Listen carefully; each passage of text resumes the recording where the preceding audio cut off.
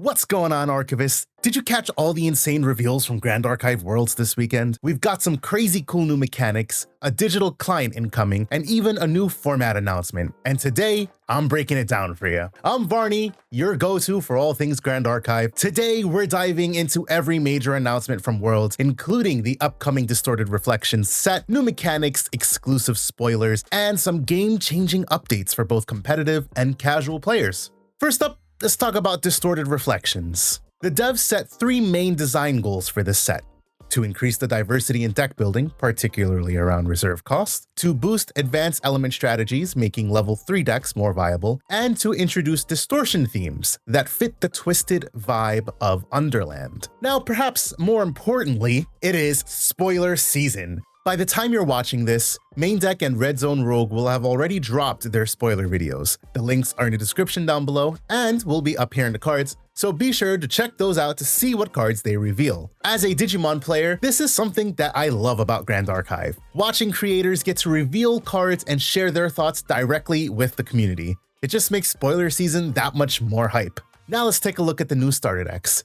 CL, the Loyal Valet, and Ether Dilettante Diana. CL is all about stacking omen counters in your banishment and gaining power from them. Think Brant Gate from Cardfight Vanguard if you've played that, but it has the Grand Archive twist. The more omens you have, the stronger CL gets, and you can deal massive damage every turn if left undealt with. Cards like Baleful Oblation scale based on your lowest reserve cost among omens, so deck building does get a bit more strategic. Main Deck Dan did a fantastic overview video of the deck, which I'll put in the upper right corner here, so I encourage you guys to go check that out for a deeper dive into the deck and its strategies. Diana, on the other hand, is a retrain from Alchemical Revolution and brings a bit of a new playstyle. She uses an Ether Wing loaded with Ether spells to barrage your opponent. Her level 3 can negate activations unless your opponent pays 2 extra, and she introduces the Ether Calling mechanic, letting you load up your Ether Wing for big plays during your glimpsing. Nightmare Coil is a standout card here. If your champion is distant, you can punish your opponent basically for activating anything, which deals 8 unpreventable damage every time it happens, which is crazy good. Eva Play Stuff did the overview video for this one, so you know the deal. It's in the upper right corner. Go check the video out to find out more about the Diana game plan. Remember the devs mentioned reserve cost in terms of deck building? Well, here's 2 cards that play right into that theme. Rictus Tiding, a card that could potentially +1 on your influence based on the reserve cost, otherwise it'll just end up filtering, which can be just as good. On the other side, we have Extorting Blackjack, a card that can deal crazy damage for a 2 cost, but only if you hit that blackjack, meaning you'll need an exact reserve cost of 21 amongst your omens. Now let's talk about the new archetypes and keywords. We've got the Suited Ally archetype, inspired by classic card games like Blackjack and Rummy. Each card, like the 2 of Hearts, the 3 of Hearts, etc., have effects based on their cardistry cost, and the more suited allies you control, the cheaper the effects. The Exalted Element is another pretty big addition. It unlocks its effects if you're playing advanced elements, so level 3 decks get a serious buff. Cards like Royal Ordnance and Sovereign Sanctuary offer strong recovery and protection, but only if you're leveled up. And of course, while I haven't been playing the game long, I've heard enough about all the fractal decks, so Fantasia hate via Noble Dissolution is always welcome. We're also getting the Ephemeral keyword, which lets you reanimate cards from your graveyard, but they get banished when they leave the field again. It's a cool twist on recursion and necromancy that opens up tons of design space. And then there are the distortions. Mirrored objects like Life and Death Essence amulets, Bauble of Abundance and Scarcity, Bulwark Sword and Inert Sword, each with opposite effects. The new Divine Relic, the Looking Glass, lets you ignore elemental requirements for distortion cards and comes with Omni Shroud, making it untouchable by most effects. If it's in your material deck, you start the game with it on your field, which is a pretty big tempo play. Some other spoilers we got over the weekend was a Norm Element Fluffy Shopkeep ally, which has Intercept and banishes 2 cards from your material deck to draw a card into your memory. Can be useful if you have cards you know you'll never use in a matchup. Feeding into our ephemeral strats, here's Lawzer, the Carpenter, who gets an attack bonus on enter for each other Spectre ally you control, and gives all Awake Spectres stealth.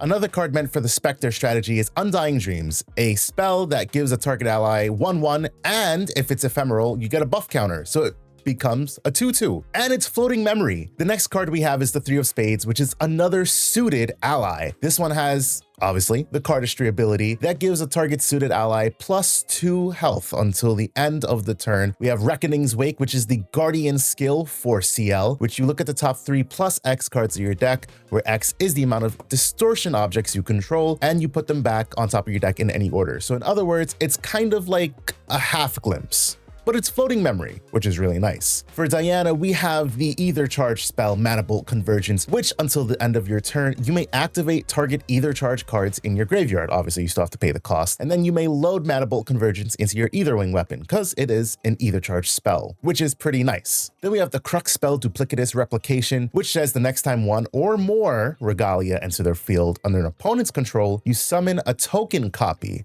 of each of them. Here is Briar Schwartzking, which is a unique ally, a mage chessman king human who is hindered, meaning he enters rested, Spell Shroud, and Stealth. And it says Briar can't wake up. So what could this card do for the chessman sort of strategy? I guess we'll find out with more Distorted Reflection spoilers now, won't we? Poisonous Apple, which is a Regalia item. On enter, you choose a player who gains control of the Poisonous Apple. Whenever a card with floating memory is banished from your graveyard, meaning that it is the player who controls the apple, you deal 2 unpreventable damage to your champion. Last off, we have another Exalted card, which is pretty crazy to be honest. Regal Inquisition, and it's basically a souped up extricating touch, as it allows you to rip any amount of cards out of your opponent's hand and memory. The caveat is that they do get to replace the cards by drawing from their deck, but the card does say that your opponent reveals these cards to you, so you now have a big boost in game knowledge over your opponent for having played this card. Crazy if you ask me. Now finally getting to our URs and CSRs, we have Cheshire Cat Impish Grin, which is Norm and Exalted. It is a unique ally, Tamer Distortion Animal Human Cat, which has Spell Shroud and Stealth, and says it gains all activated abilities of Distortion Regalia you control, which is pretty interesting. It also gets an attack buff where the attack is the total base power amongst the distortion weapons you control. Our first CSR is Mad Hatter Morose Heritor, which is a unique ally with range 3 and has on enter, you may banish a card at random from your material deck. If you do, you can materialize a Ranger Regalia from your material deck. And finally, we have Snow White Weiss Queen. I'll be honest, as much as I'm a fire main, this is the type of card that would make me play water. A unique ally that, at level 1, on enter can lock down your opponent's champion for the turn, and also says if a rested champion you don't control would level up, you can just say nope, meaning you absolutely have to deal with her when she hits the field, which luckily shouldn't be too difficult since she's just a 1/1 stat line. To wrap it up, we've got some gorgeous new alts. First off, for Revel Fest, we have Fire Resonance Bauble. If you don't know what Revel Fest is, because I didn't, it's a seasonal festival the game holds at your LGS to celebrate the game and encourage more play, which is awesome, because I'm always looking to play more. Next up for Store Championships, we have Surveil the Winds, featuring the Assassin staple Sadie, Blood Harvester, which is pretty awesome looking. For regional tops, in perfect assassin fashion, we have a signed and serialized Smoke Bombs featuring Tristan. And lastly, we have the Crux staple, a signed and serialized Ghost of Pendragon. Honestly, I've really been enjoying Grand Archive's art. If you guys have watched me over on the DigiGuard United channel, you know I'm a really big fan of Digimon art, and Grand Archive is honestly hitting those same levels for me. Their art is next level, and these arts are must-have. I'll definitely be trying to top to get my hands on these. Now's the big talk. Events and the future of Grand Archive. The 2024-25 schedule is stacked. We've got Ascent Boston, Niagara Falls,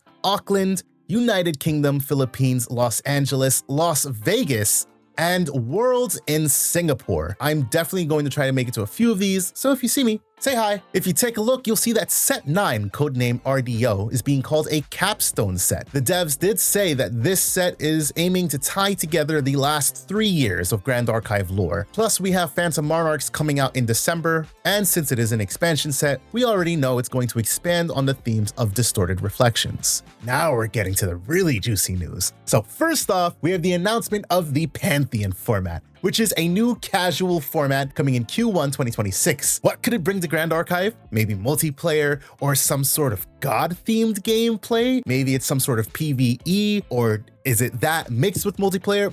Who knows? As a Digimon player, I know how important a strong casual scene is, so I'm really hyped to see what Pantheon brings. And finally, I mean, those are some pretty big announcements, but we have probably the biggest announcement of all, the one that I'm the most excited for, the Grand Archive Sandbox, which is a digital client. This is a game changer for content creators and players who can't always meet in person. You'll be able to play, test, and create content online. I cannot wait for this to drop. If you found this breakdown helpful, hit that like button, drop a comment with what you're most excited about, and don't forget to subscribe and ring the bell so that you never miss a Grand Archive update. Share this video with your playgroup and check out the links in the description for more deep dives and spoilers. That's it for today's episode. Thank you guys for watching, and until next time, peace out.